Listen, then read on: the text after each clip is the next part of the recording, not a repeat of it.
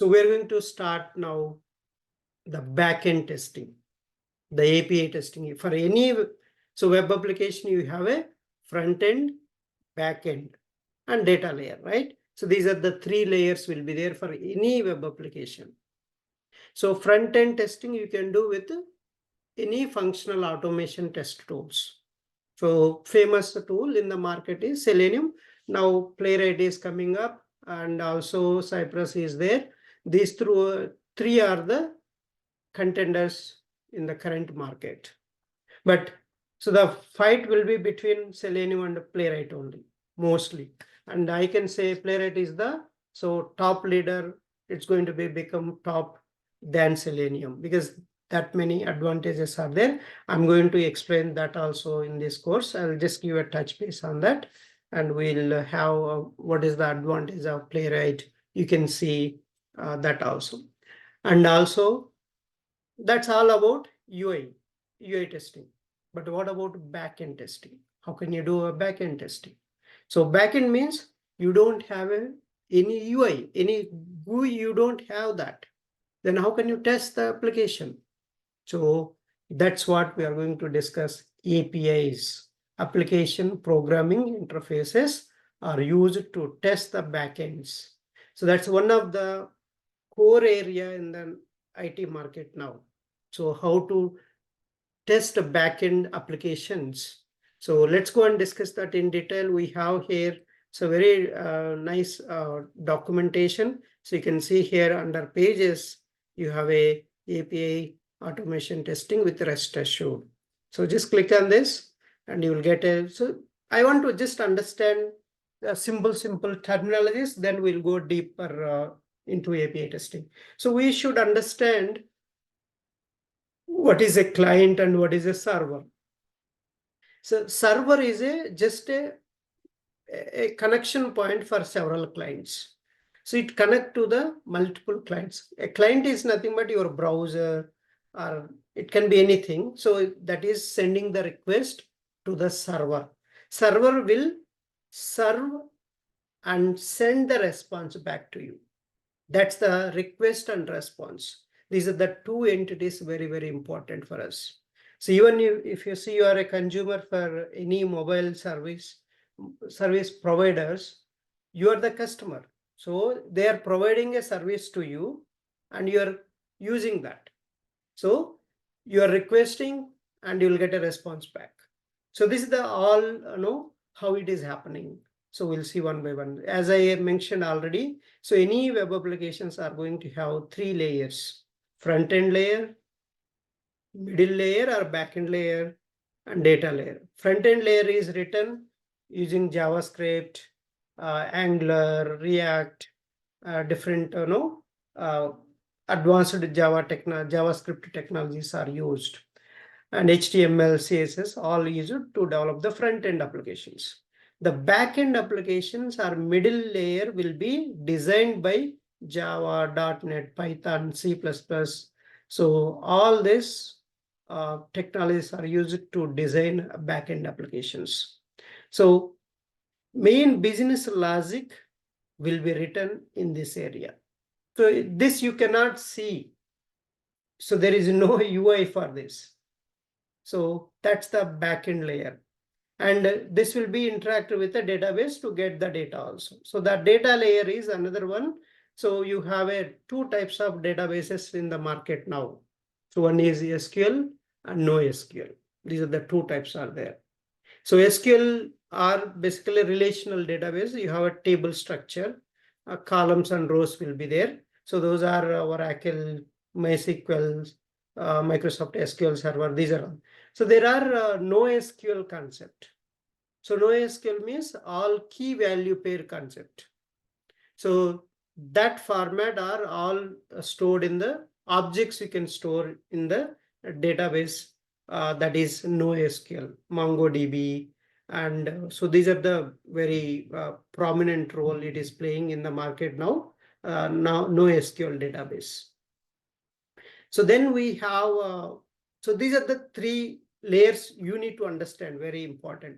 But okay, how can we test this? Sir, you don't have a UI, but how can you test it? So to test this, we are going to use a API concept. So what is API? API is the application programming interface. So which is just basically small modules, a code, software code written to serve the particular purpose. So that API will be having again some set of rules and set of instructions, set of logic and protocols will be used. So to serve the purpose. So, and also these APIs will communicate between two different systems. That's the APIs means. And so these APIs, so we have a lot of APIs in open source APIs are there and also paid one also there. So open source APIs, our WebDriver APIs are open source. And there is a UFT, you have to pay for that. If you want to use UFT, so you have to pay for that. So you need to buy a license, then you can use those APIs.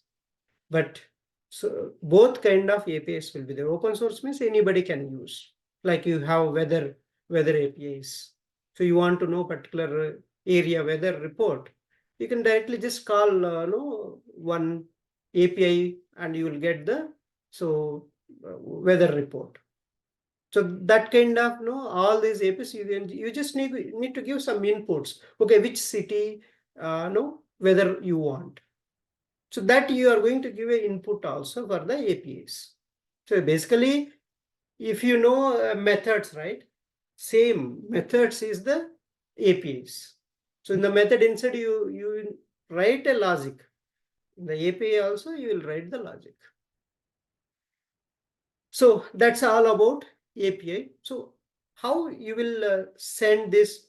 So how they will interact? There is a protocols will be there. So there is a so XML and XML format. You will send the message JSON HTML format. You can send the data between two different systems. So there are two types of APIs we have: SOAP and RESTful web services. So these are the two important APIs will be there. Basically, that's the API. It will talk to two different systems. So that is the meaning of APIs. So what are the advantages of APIs? So APIs basically it joins two systems and you can make them to communicate each other. So like you see in any e-commerce websites, so you are paying. So you can pay through credit card, debit card, net banking, or some wallets. So they cannot build all of them on their Amazon or somewhere, which e-commerce website you are using. So what they're doing, they're sending the request to that particular bank and with some authentication details. And if it is correct, and that will give you that other side, that person also has to accept this request. They will tell, okay, so you send request to me in this format, I can accept it. So that communication happens between two layers, two systems. So that is possible with APIs. So otherwise, if you want to develop again entire new product, it's not possible, right? Already in the market, whatever available, that you can reuse with these APIs. You can go and interact with that system. So that is possible with APIs. So, and also very faster than front-end test cases. So API testing is a very easy and it's a very quicker. So it will send the request and you will get response in seconds, fraction of seconds. That's another advantage. Very good efficiency will be there with these APIs. And and easily you can talk to different layers, so easily reachable with this API concept. So where these APIs are used? APIs are used widely in all the social media credentials. You will see, right, a different place, login with the Google, login with the Facebook, login with the Twitter. So you will get that in different websites. How is it possible? So that is all through APIs it is going to happen. So while retrieving your data from Facebook servers, that is also you can get APIs only are using. So while contacting the bank, while making payments in e-commerce, I just discussed that. So in weather applications, so you can get the data, and stock market data also you can monitor, and distributing software updates to applications, and providing location data. So these are all things you can do with these APIs, simple APIs. So most popular APIs are Google APIs, WhatsApp APIs, and also Facebook APIs, YouTube APIs. These are the examples for APIs. You can give different examples for this. So what are the different API types? So internal APIs, open APIs. Just now I told open APIs. So it will be public. Anybody can go and access them to APIs. So some are paid, some are free will be there. So composite APIs, but mostly we'll use so the free APIs we are using in our core center course, because others we don't need. Just we need to understand how you can send the request and you can get back a response. Or if you use the particular method, how it is, displaying, you can see the results. So then we are using, there are two types of so web services will be there, SOAP and RESTful web services. SOAP is mainly, it will communicate between two systems by using only XML. So XML, you should have a fair idea if you want to work with the SOAP web services. And then if you want to work with RESTful web services, you can use any kind of data exchange with JSON, HTML, text, and XML, any format you can send in the RESTful web services. That's a main SOAP and RESTful web services. And I already given this, so you don't need. So is there a difference between web service and API? Yes, there is a difference. So basically, what is a web service? So web service is, so the communication between machine to machine interaction happens over the network. That means you should have a network. Then only the interaction will happen between the two different systems. That's a web service. But API, you don't need a network. So if it is a freeware, see our WebDriver, all open source. You can directly use them. Just that dependency you add and you can use it. That's the, so APIs are, all APIs are not web services, but all web services are APIs. So web service use only three style of uses: SOAP, REST, and XML RPC for communication between two different systems. API can use any style of communication, and web services are self-contained. APIs are open source and can be used anywhere. And web service can be hosted on IaaS, so Internet Information Services, and APIs can be hosted within the application or IaaS also. And open, so web services are, so it is light, it is a very heavy weight. Web services are heavy weight, it occupies more resources, but APIs occupies less resources, lightweight architecture. So that's why these are no APIs you can interact with the mobiles also, because of the APIs are lightweight. And so web service needs network for its operation, but API doesn't need network for its operation. So if you want to perform this API testing, you will mainly perform the action on this middle layer, that's a business layer or backend layer, we call that. So that's the thing. But what kind of testings you will perform? So you will perform functional testing, security testing, performance testing. So these are the, so three testing types you will perform on the, so this backend layer. And you can see, so what is the difference between API testing and unit testing? So because you are telling here, right? But developer also will write unit test cases. Then what is the difference? So both are different. Okay, unit testing and API testing, both are different. So API testing is conducted purely by QA team, and unit testing is conducted by development team because they will write the unit test cases. So API testing mostly a black box testing, and unit testing is a white box testing.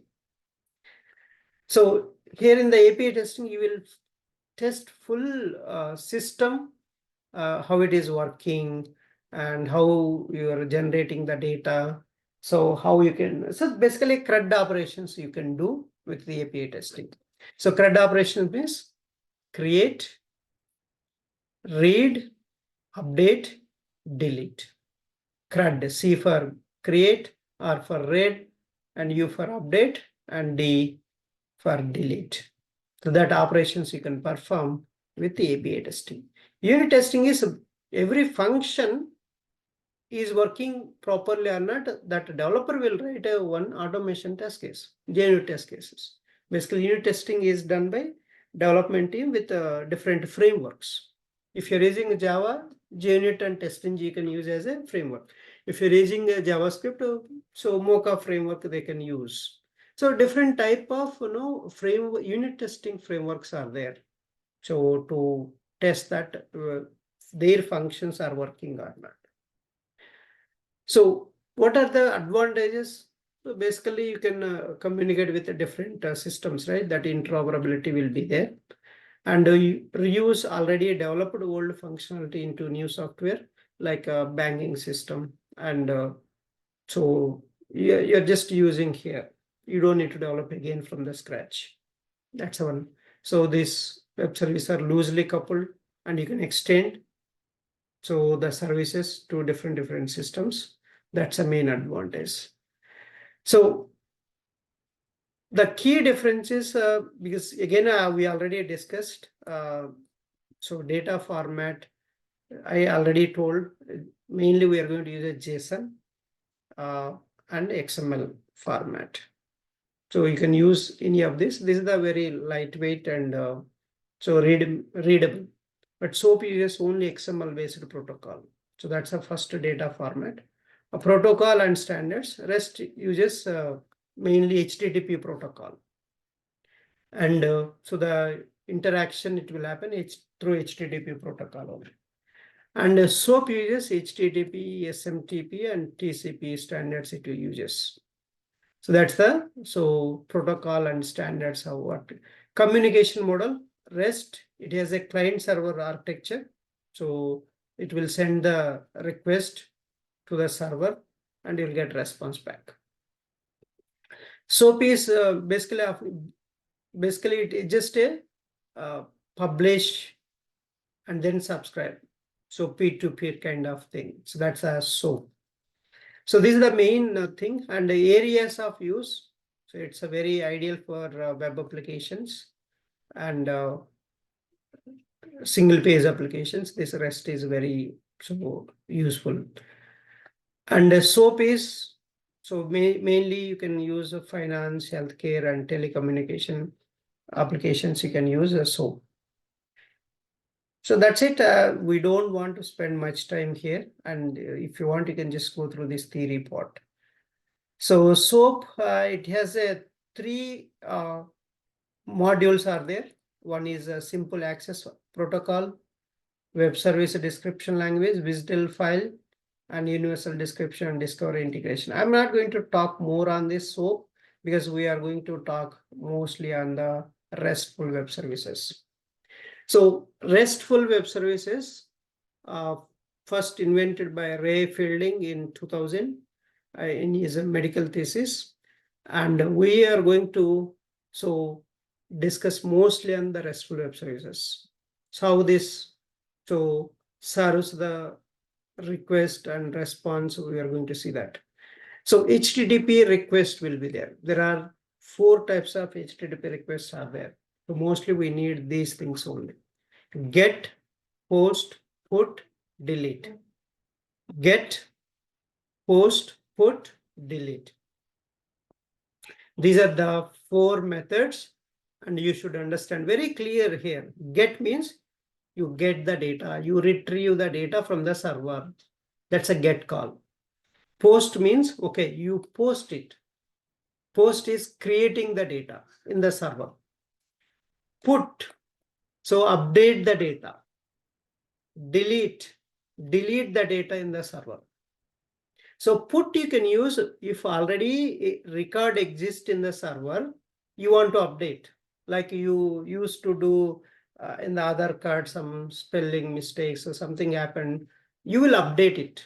That's a put call you will send for particular number, right? Particular unique ID you are giving, and you are telling in this ID, go and modify this parameter. So you are telling that. So that is all about this put call. And post is you're newly creating the record. So newly creating the information in the server. That's a post. Suppose even if put also you can use for creating. If the record doesn't exist, it will create. But mostly put is for update purpose only. And post is for creating purpose. There is one more patch. So patch is used for updating the only particular portion, not required entire body. Entire body you don't need to give. You can only update a particular part. That's a patch. Patch also will update, but put you have to give entire structure, entire data you have to give, entire schema you have to give. But patch, you don't need to provide entire schema with values. So patch is just updating of partially. So that's a patch. So how many we learned HTTP verb methods? So there are 5 types we learned: get to, post to, put to, delete, patch. Get is used to retrieve the data from the server. You don't need any input for this. So you just give get call, get and endpoint URL, and some headers you give. That's it. And you will get the data. So then post, you need to give a post method, then endpoint URL, then headers. You have to give headers. And also authentication token. You need some token also. That is for, and also request body. Main important is request body. You have to give input. What data you are asking to create. Basically post is creating that data, right? So that creating you can do. So let me show you. I have, I think, see this. So this is a backend. I have created same in the here. So I need to give an input. So this is my method name, and I'm just giving data 3 and 5 to produce the sum. So that's the input you're giving. So that's this will generate the post for creating. But I have given here while creating, I have given a get method, but you have to give post method. So that is the post how you can use. Let me show you post. We have so many. See here post. See what we are giving in the post. The method name. The method is a post, and the endpoint URL.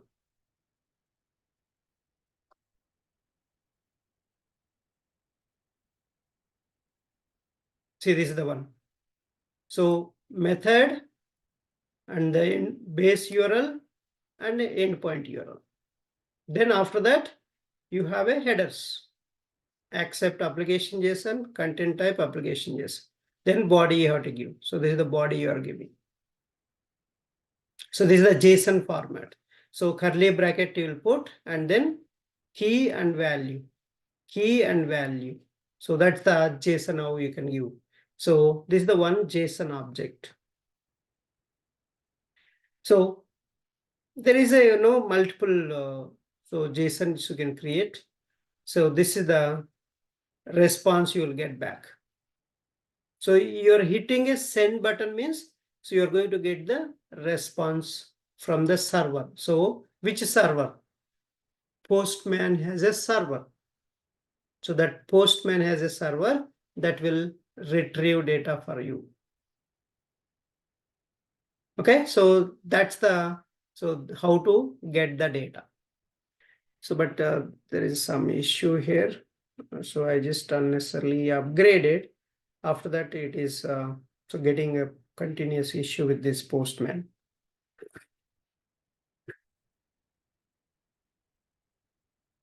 See, sending request and it has to receive the data, but it is taking some time. So there is some issue here. I don't know why it is going offline.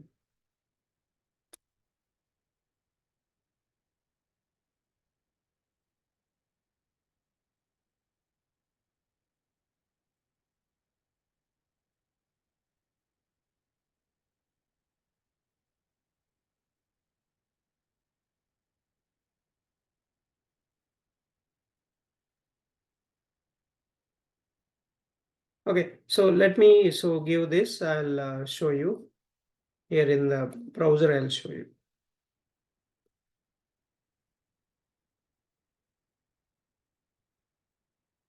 So this is the APIs. You can see get, and this is the JSON. See, JSON starting point, key value. So key colon value, key colon value. Then, so can you see here? Is array name, square bracket means array name, array first element, array second element, array third element. So like this, you have multiple elements. Then another object. This array is ending here. So the another support is the JSON object, one more object. So this support JSON has a two parameters, URL and text. So on same way here, but this name is not there, but this is another, this is the one parameter, another parameter, another parameter. So these are the different fields, but this is the array. Whenever you see square bracket before whatever is there, that's a array name, and array name first element, second element, third element. So first element inside you have parameters, email, ID, first name, last name, avatar. So each element has the same fields. So this is the how a JSON will be there. So when you request, you will get a JSON like this. And there are another important thing in the response, you have a status codes. Status codes are very important. So there are different types of status codes. So that indicates whether your request is success or not. What happened? Okay, you send a request. So you got a response. What type of status code it is? So 200 series means success. That means 200 tells it is a success. 300 series means a redirectional purpose you will use. And 400 series all client side errors. So there are some errors in the client side. So that's a 400 series errors you will get. There are 500 series errors. 500 series means so server side errors. Server is not able to process, then the server will throw 500 related errors. So these are the standard status codes. So I'll explain one by one status codes. So 200 series, if you get a 200, your request successfully processed and sent back to you. That's the meaning of 200. If you receive a 200, that's the meaning. 201. So created successfully. So you used a post method and it created. Then you'll get a 201. Then 202 accepted. 202 accepted. So 204. So partial content. Just partial it will display, not complete. So these are the main important. So other than that, nothing. You just need 200 series. Just learn 4 or 5 status codes: 200, 201, 202, 204. That's enough. even 206 if you want 206. So that's enough. Other than that, you don't need. And then even, so I have given very clearly here in our, so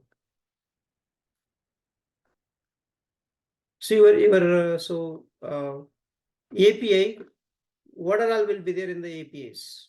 So when you are sending API, so because you are sending a request, right? When you are sending, what will be there in your request? What are the inputs? So as I mentioned clearly, so your HTTP verb method, endpoint URL, headers, you have to give. Authorization also we are going to give that. So basically token, you will generate that token also. So that is so any request that you are sending to the server. So if it is a post request, you are going to have a request body extra. So request body will be there extra. Even put method also, you will have a request body extra. So request body will be there for put method also. So that is the points you need to remember. If it is a put call, see your endpoint URL, this is the base URL, and this is the endpoint URL. API / users / the number, ID number, and this is the JSON. JSON is one of the data exchange format. So data type, that is a lightweight JavaScript object notation. JSON means JavaScript object notation. It's a lightweight data. It will be compatible with the different programming languages. That's why many people will use this JSON, XML, YAML. YAML is nothing but yet another markup language. XML is extensible markup language. JSON is a JavaScript object notation. So XML is you can create your own tags. So we have seen already in the test engine suite file, right? So all XML suite to test to classes, so class tag. So we have seen parameter tag, different tags I created in the suite file. That's a XML. HTML is a standard tags will be there, right? HTML means you have a standard tags will be there. So that those are different. So that's all about JSON, XML, and ML we want to use. Mostly we'll use JSON or XML. So mostly we'll use a JSON only in the APIs. And so what we're covering. Yeah.